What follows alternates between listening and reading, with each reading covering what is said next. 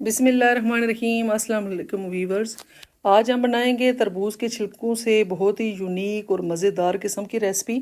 तवज्जो से देखिएगा, रेसिपी पसंद आए तो वीडियो को लाइक एंड शेयर और चैनल को सब्सक्राइब करना मत भूलिएगा। तो चलते हैं मज़ेदार सी रेसिपी को बनाना स्टार्ट करते हैं। बिस्मिल्लाहिर्रहमानिर्रहीम। सबसे पहले आपने ये तरबूज के छिलके लेने, आपने इनको अच्छे से वॉश करके तरबूज आपने निकाल लेना है।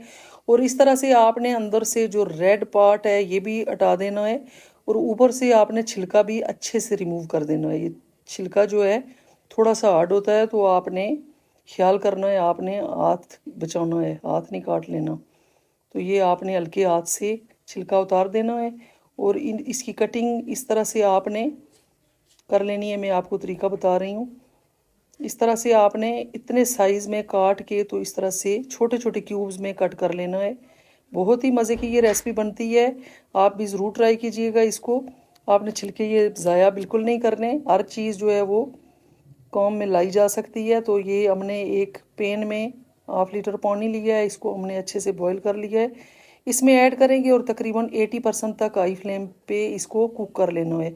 ज़्यादा आपने इनको गलाना नहीं है, क्योंकि आगे जाके भी ये कुक होंगे, तो इसलिए 80% तक आपने इनको कुक करना है। ये आप देख सकते हैं तकरीबन 80% गल चुके हैं। इनको हम एक छलनी में छोड़ लेंगे और चलते हैं नेक्स्ट स्टेप की तरफ। एक पैन में हमने शुगर ली है, ये तकरीबन 1 कप हमने शुगर ली है। और इसमें 1/4 कप आपने पानी लेना है। पानी का इस्तेमाल आपने ज़्यादा नहीं करना, बस हमने ये सीरम तैयार करना है। इसको 2 से 3 मिनट पकाना है आपने। ये 1 तार या 2 तार का शीरा हमें नहीं चाहिए। बस ये जो ही ये चीनी जो है वो मेल्ट हो जाएगी और थोड़ा सा शीरा जो है गाढ़ा होगा, तो इसे हम ऑफ़ कर देंगे फ्लेम इसका। ये आप देख सकते हैं, इसमें ऐड करेंगे ये जो हमने क्यूब्स तैयार किए थे। अच्छे से इनको मिक्स करेंगे, थोड़ा सा हम इन्हें पकने देंगे तकरीबन 1 मिनट के लिए, और फ्लेम को फिर ऑफ़ कर देंगे। बहुत ही मज़े की ये रेसिपी बनती है, मेरे कहने पे एक दफ़ा ज़रूर ट्राई कीजिएगा। और आप इसको मतंजन में डाल सकते हैं, केक में डाल सकते हैं। बहुत ही मज़े की, मीठे में किसी में भी डालें तो बहुत ही टेस्टी ये लगते हैं। बच्चे बड़े शौक़ से इनको खाते हैं। तो अब हमने थोड़ा सा उनको ठंडा होने देना है आपने। उसके बाद आपने प्याले ले लेने और अलग अलग बर्तन में ये आपने इक्वल आपने डिवाइड कर लेने।